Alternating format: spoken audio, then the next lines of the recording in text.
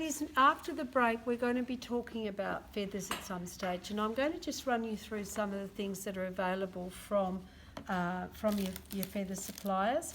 Now, you can get your stuff from House of Adorned, from Millinery Hub, and there's also a couple of online feather places. There's feather.com, yes, and there are other places if you search.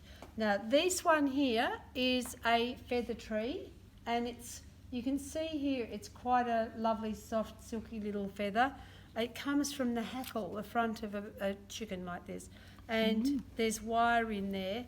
And some people just go, yeah, trim the hat, that's fine, thank you, happy now. We're milliners, a little bit more sophisticated, so that is, we can use these as ingredients in other things. Now here, can anyone name what these feathers are on here? No? They're coke feathers, exactly right.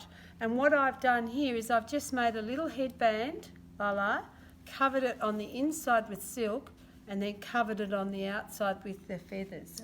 And I've done that. Imagine if you were building a fish or a chicken. You'd start at the back and work to the front, and you would cover the ends as you go. And I've also cut the shapes of these coke feathers neatly. Now, you can go freelance if you like, or you can bring your materials in and we can work on them together. And I can guarantee it'll save you time, effort and money if you just bring your materials in and we work through it together.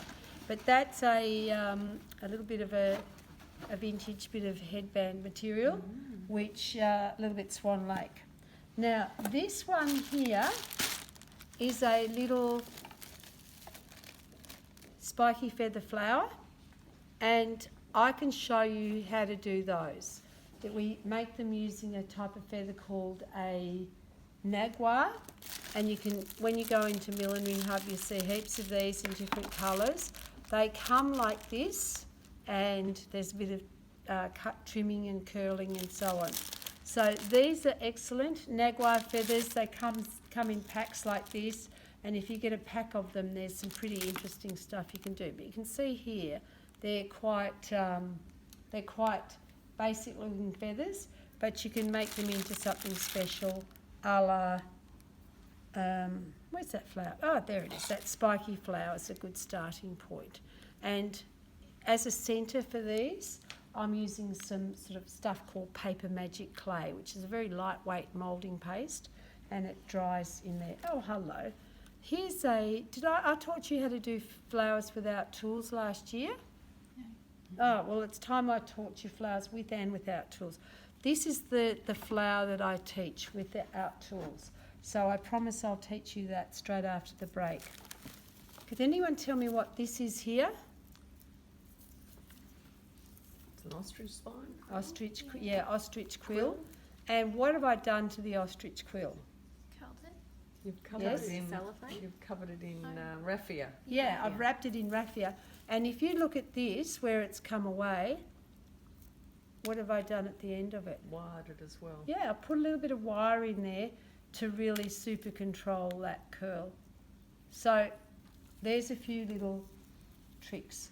So if you were interested, and Fiona, that's why I wanted to show you this, because if you start playing with that next to your hat, you'll find out all sorts of things. I've got plenty of arrowheads too. Now, beg your pardon? I've got plenty of arrowheads.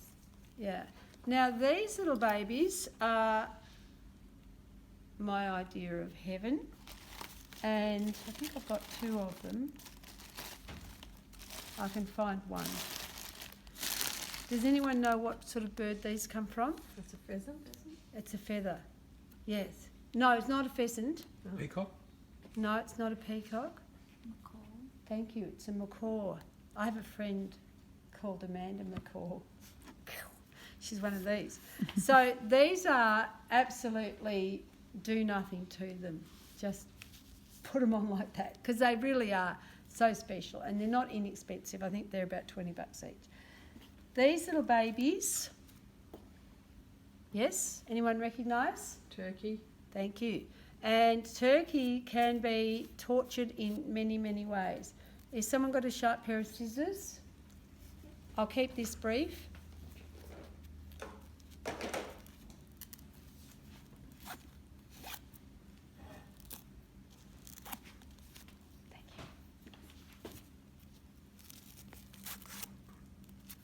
take all this nonsense off. Now, because this is already red, I need to get a red felt tip pen to fix that up. Now, if you wanted to, you can play with this at home. Start at the top. Go to the bottom. Don't do it the other way. It'll break your heart. You can completely control when you're cutting like that, and you're going for symmetry, and you're going for something that's sharp and speedy, like that. And if I do that like that, that gives me a really interesting... So don't buy them already cut. It's really fun to do them like this. Buy a couple of extras, especially at the beginning, so that you can have some practice. But I love and adore them. Who recognises these ones? That's That one's pheasant. pheasant. Pheasant, yes. And this is good for, probably better for winter hats and summer hats, just because it's got those sort of neutrally colours. Now, what else can I show you? Oh, do you know what this is? An awl. Yes. Who has an awl in their sewing kit? Okay. Please get one. If I want to put this feather flower on this hat, and I poke a hole in it with my awl and put the trim stem through, and I can put a little decoration inside, you cannot see where that is attached on the outside. It's a really cunning and sneaky trick, and it's worthwhile having. And these ones are great because you can see it gets fatter and fatter, so if you want to make a little tiny hole, you can, or you keep on going and get a great big hole. How do you spell that? AWL. Okay. You can get them from Millinery Hub, and you can see I'm someone who loses thimbles and awls, and I've just got a collection of them. I've probably got about 3 in there. Look at this. This is my locking cord and florist tape. And what else am I doing? What about those coloured ones with the spiral? Okay, so these come from a hat that I dismantled. This is a hat that was made using ostrich feathers, and the ostrich feathers, I clipped them. So they came into my life like that. I'm not going to clip this one, but I used exactly the same method as I used on that little one.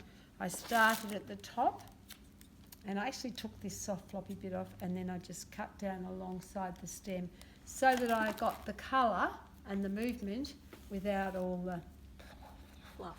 because often with these kind of feathers, if you put one of these on a hat, can I borrow a hat please, Georgia? Can I do this? Well, you're taking yourself back about 300 years. Yeah, that plus you can't see the blooming hat. Well, you kind of can a little bit there. That might just be the very feel that you want. But if you do that with something like this, you've got the hat plus you've got a little bit of... You get the benefit of the hat plus you get the benefit of the line of the feathers. So this was a bit of a joke, you know. That was a whole lot of action going on at one place. So I had the same amount going the other way. It was all bonkers. Now, I don't know whether you can still buy these, but can you see this I one's used got... to have those. I made Yeah. a few hats with them. Good Yeah. girl. So Nice they were. that is kind of, you know, that might be your trim, Georgia, with a little tiny black cute flower. So this is where you can go right down the rabbit hole when you're trimming hats. And in here, I don't even know. I think this came from a shop that sold bait for fish. So you can see something like that. If I covered that brim with those feathers, that could just make me feel like the cutest chicken in the chicken coop. Okay, this feather here, can anyone identify that one? It's also a Yeah, pheasant it's feather. another pheasant. It's from It's a Lady Amherst. Oh God, you're good. She's right. It's a Lady Amherst feather, Lady Amherst pheasant feather, and there's other sorts like this one is. I think this is a golden one, and you know that one's sort of had a bit of a beating over time.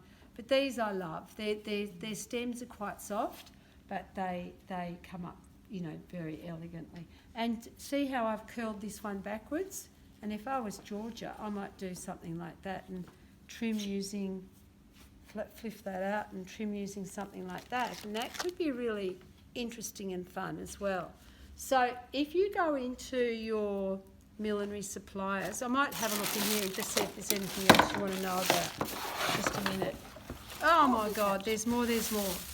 Okay, so the background of feathers is that the women of the world were almost responsible for the extinction of many, many, many beautiful exotic birds. And so laws were passed where they could only use kind of domestic fowl and, cultivated birds. Oh, have a look at this. Why do you think that might work? If I wanted to, I could have this feather. Completely floating. Yeah, thank you. And I'll show you how to do this. So you can have a feather that's sort of flying along outside your hat, and that can be really fun. And having this wired concept, this is going to be the longest video we've ever done. That flying feather, I'll show you how to do that after the break as well. What else have I got to show you in here? Oh, what do you need? Oh, brush. What do you need to do work with your feather? Oh, that's a dyed albino peacock. See this? Lindsay showed me how to cut these using one of these and a cutting mat, and it works really well. You just go zoom, zoom, zoom. That's really quite good. So if you've got one of these and a cutting mat, what do you think this is? It's a whole mix of different Thank feathers. you. And it's a concept that came.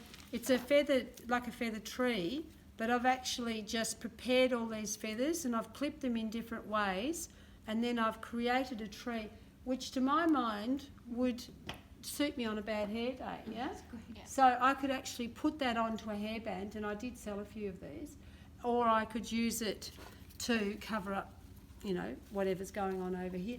And this is where you can use your trim to conceal or reveal. You can use it to shift the balance in the appearance of what you've done, like Fiona when we talked about putting those big flowers on the side. And so these are a whole different lot of feathers. In amongst here are emu feathers, ostrich fluff. These ones are coke feathers that I'll show you how to trim so that they look like zigzaggy things. And there's lots of different ways you can torture these feathers. So after the break, feathers, I'll give you a list of different sorts of feathers that you might consider getting. But if you use your attraction, and if you get paper magic clay, wire, florist tape, and all, hopefully there won't be anything left after you've been away on your holiday. But this one here, if I put that there, see how that makes that into a cute little hat right away? Okay, so it needs, you need to think about what the character is. And you can see here, my Connie used to call this bum fluff. Anything that covers up the works on the back of something was bum fluff. And so there's something for the person coming towards them, and it's something for the person going away. It's always a good thing to think about when you're thinking about designing a hat. You're not just designing it for the bathroom mirror when you're washing your hands, but you're thinking about it from the person standing behind you who wants to start a conversation with you as well. Okay, thank you. That's probably enough.